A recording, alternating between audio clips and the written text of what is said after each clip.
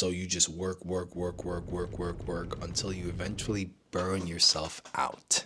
And then you don't feel like you want to do anything. And that's not productive at all. I've been seeing this trend going around about locking in and basically focusing on your goals and getting them accomplished before the end of the year. And even though I think that this concept of locking in is actually a really, really good thing, it just makes me think about how much I dislike trends and what trends has done to social media.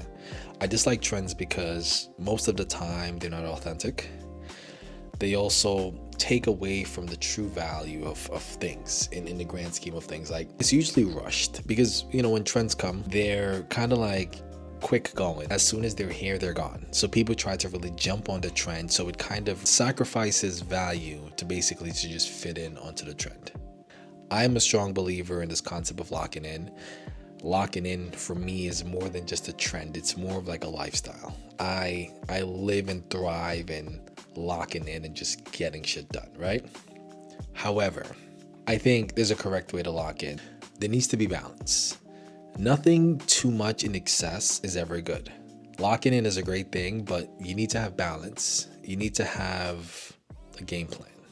Also, this locking in concept is nothing new. It's just another one of those 75 hard. And like I said, trends. It's 75 hard was a trend that came about a couple months ago, and then now this is the locking in. It's just reframing it with a different name. It's essentially the same thing. The reason why I know that locking in without balance is a recipe for disaster is because I've actually lived the experience of it. When I moved here from New York, I had this notion that I just needed to lock in. I needed to lock in and accomplish all of these things that I wanted to get done. I would get up for work for 7 a.m. I'd work a full day. Then I would hit the gym after work. And I'd get home like 5, 6 o'clock. And then I would eat dinner. And then I would work from, say, 6:37 until like 10 p.m. And I was focused on working on my book, writing poems, my content, and just working on like my overall brand. In my mind, I just needed to focus and get this thing done. At the sacrifice of relationships, the sacrifice of fun, at the sacrifice of living my life. But in my mind, I thought that these were the things that were going to put me in a place to achieve. God, man is supposed to succeed. Put me in a place to achieve, right? And I was, in my mind, the reason why this made sense is that I was okay with it because this phase or this process would be temporary. And once I got through the process, I would be able to enjoy the fruits of my labor. But the thing with that now, think about shaking up a can of soda. Once you pop that top, it fizzes out and it's like everywhere, right? But then eventually that fizzle burns out. And that's literally what happens when you lock in with no balance. So you just work until you eventually burn yourself out. And then you don't feel like you want to do anything. And that's not productive at all. So that's when I learned that locking in is cool. However, you need to have balance. You need to have balance, right? And without balance, everything goes to awry. So knowing what I know now, if I was to jump on this trend, this is how I would tackle this locking in. So first and foremost, I would figure out specifically the goal or goals that I want to complete. I would find small individual goals that I can accomplish to get to that larger goal. And the reason why this is important is because you're constantly feeding yourself small wins. And small wins keep us motivated to keep going. So for me, I'm a very analytical type of person. So let's say I wanted to complete a novel. And let's say the novel had about 300 to 400 pages. I would say, okay, there's 400 pages. I would divide the pages up to how much months I have left. I would look to myself and say, okay, what is a realistic number that I can read every day to be consistent, to complete that 400-page novel?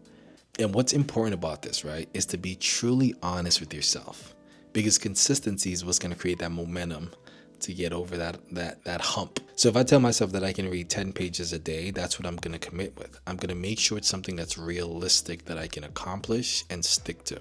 I always say to people that No one else can keep you accountable but yourself. So the next thing that I would do is I would put that specific goal on my calendar, and I would set reminders every day on my calendar. Because the thing is, for me, I'm big on my calendar. So if it's not on a calendar, it's not happening. So you put it on a calendar, and then every day when you check your calendar, it's a constant reminder of this goal that you're trying to accomplish. And then as the days pass, you can see that, yes, this item is on my calendar. This reminder will let me know that, yes, read your 10-page today, and make sure you read your 10-page today. And this keeps you accountable. It's a constant reminder that read your 10 pages for the day. And then the last thing I would do to bring this all together is I would plan other interests of mine and incorporate reading this novel in those interests. For example, there's this pond not too far from my house that has this trail. It has like this very like woodsy vibe to it, and sometimes I'll go there and hang my hammock. So maybe I will go there and hang my hammock and read the book. I'm incorporating two things that I like together, and it's helping me accomplish the goal while still feeding the other hobbies and activities that I do enjoy to do.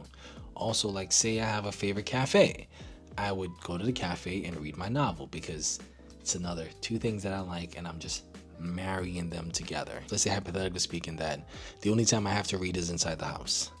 I would find a designated space in the house that's specific to reading. So maybe I have this little nook in the house, and that's my reading space. So when I sit in this nook and I get comfortable, now my brain is like, yes, this is his time to read his novel. Kind of trains your brain to get ready to enjoy this thing that you're about to do. And it would associate it with reading your book. So if I organize locking in this fashion, now it's not consuming my whole life. It's just taking just a pocket of it, like a little slice, right? While I still get to enjoy all the other things I do in fact like. If you're watching this right now and you're thinking that you want to actually try locking in for the rest of the year, I would encourage it. But just remember to have balance. Me locking in the way that I was doing it, I literally burnt myself out. My social life non-existent, basically, and I was sacrificing other interests that I had. So I was neglecting skating, I was neglecting being outside in nature, I was neglecting reading. It was so many other hobbies that I had that I was neglecting, because in my mind, if I focus on this, get it done, then I can get back to those things. But there was no balance. There was no balance at all. And incorporating those things into being locked in is what keeps you going. It keeps you motivated, it keeps you focused, and it keeps you balanced. I know I keep saying the word balance, but that's what it does. And without balance, there is chaos. Locking in is more than a trend. It's more of a lifestyle. Like, there's no life without locking in and getting things done, because it gives you focus, it gives you direction, it gives you a goal, a clear path to getting it done, but only if it's done correctly. I can understand and relate to the importance of accomplishing set goals, but remember that you don't necessarily need to go to the extremes to get it done. Balance, like what Asian said, balance. If you take anything away from this video, just know that locking in is nothing new. Locking in is very effective to getting things done. However, without balance, there is chaos. If you're still here, I appreciate it. And I encourage you to like, share, and comment. If there's anyone you know that is considering to locking in for the rest of the year, send this video to them, and hopefully this is some help to inspire them to lock in and get it done, but with balance. I'll see you at the next video. Peace.